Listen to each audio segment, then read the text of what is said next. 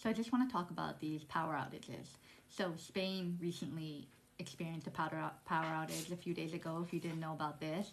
And when it happened, I was like, I didn't go straight into panic mode, but right away my intuition was like, oh shoot, like this is what people were talking about, that the world would be experiencing like power grids shutting down, and that would be a sign of their agenda that they're trying to accomplish.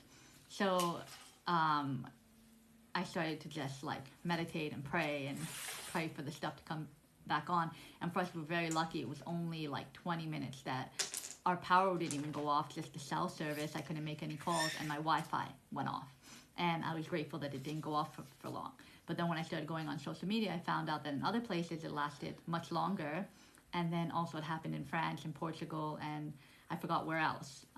So it happened in multiple places that the power grid went off. So that makes you think a little bit deeper that the power grids are not connected, so it must have been a cyber attack that happened, or their agenda that they're making it seem like a cyber attack, but they're testing to see how people will react if the power grid goes down.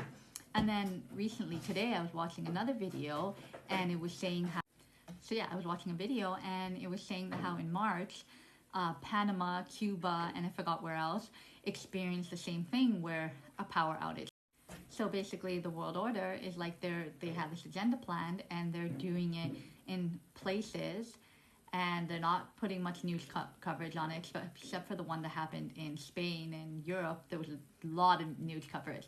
And what's interesting about that is that in March, they had sent out, they had made a video, I think it was the Spanish that made the video, but in English, that hey, to be prepared if anything, if the power grids were supposed to get shut down, that these are the essential items that you need to have.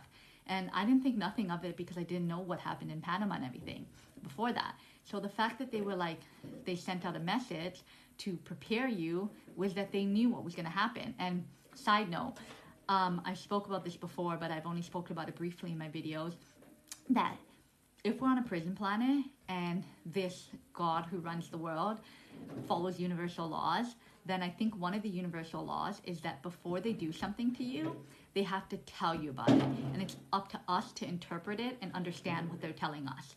If because they told us about it, then they're like free to do it almost. Like we've agreed to it subconsciously because we didn't stand up against what they were telling us, if that makes sense. So that's why movies, all of these things, when they've been talking about AI, aliens, all of these things, they've been telling us, preparing us that, hey, this is coming to fruition.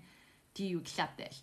And also, there's another part of that, that when they keep showing us this in movies, it's like they're programming us subconsciously to accept it when it happens. But also, we are so powerful that we create our own reality.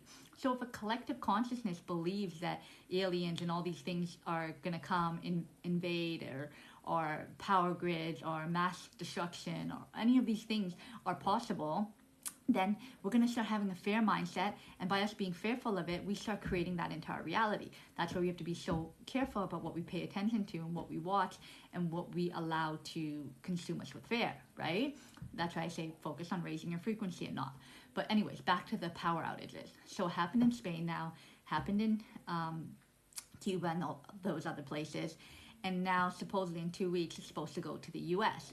So it's like slow. I don't know if the US is going to be a bigger one and like on a mass scale, but it's like slowly they're doing this all over, and then potentially if the collective starts thinking about this, or they'll just do it. I don't know if it's both, that we think about it and then we create into existence, or they just do it and because they told us that they were doing it, then we accepted it, right?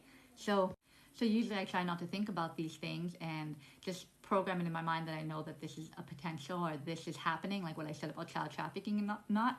And until I can do something about it, then it's just in my nugget of my brain. But this situation was that it actually happened in the place where I am.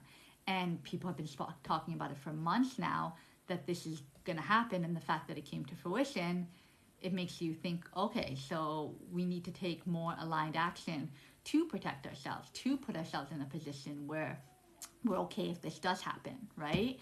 So stock up on water, do all these things, have essential items so that you'll be okay if the power shuts off, canned foods, all of these things, right? To make sure that you can at least last for a few weeks, a month, couple of months if this does happen.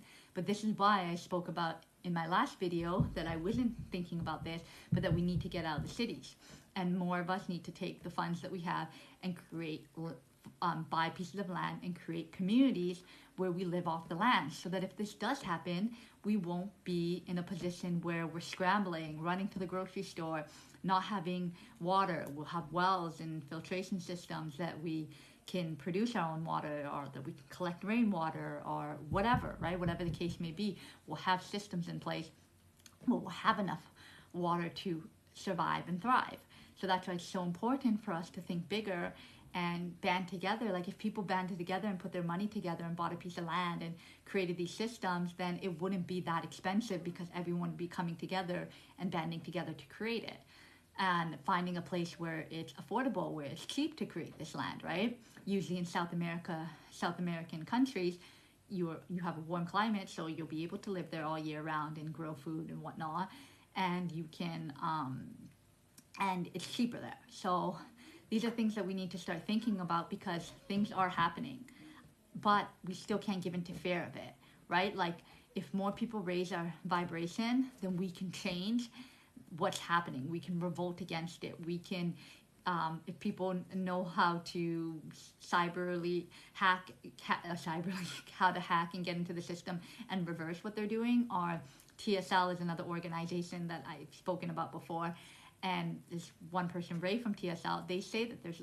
things that these people in power that are negative, that are quote unquote evil, have done, and they were aware that they were not done, but were going to do something, and they've, through their abilities and through tapping into the secrets of this universe, they've been able to stop certain things from happening through energy stuff, through energy work, through the power of their mind. Just, they have techniques to be able to stop these things, and I'm so grateful that that organization exists, because they care about seeing good in this world.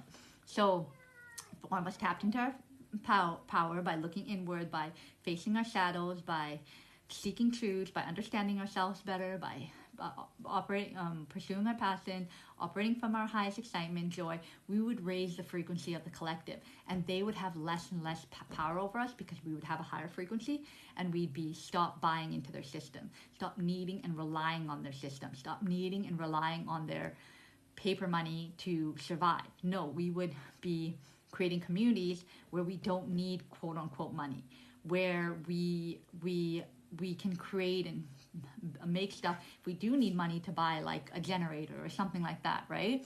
Then we create money by the things that we sell, the fruits, vegetables that we sell, the clothing that we make.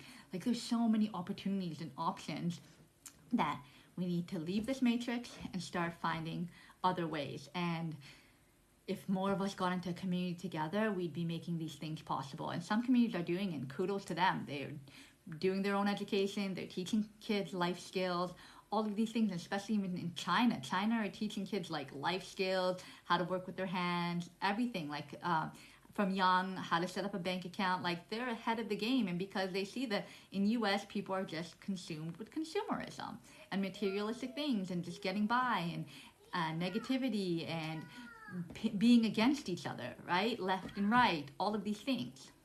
So it's like I just wrote a poem right now that I'm going to share before I share this video. And it's like that, like, we're so focused on, they pin us against each other based on our ethnicity, based on our gender, based on our belief system, all of these things, they pin us against each other, instead of focusing on who the real culprit is, the person who's making you feel down, the person who's making you live paycheck by paycheck, by not offering sustainable jobs, not offering, and then when you do go to school, let's say you go to school and you finish, then there's not even jobs in that field that you're doing, or the competition is so high, so you have to work 3 jobs just to pay your rent. That's promoting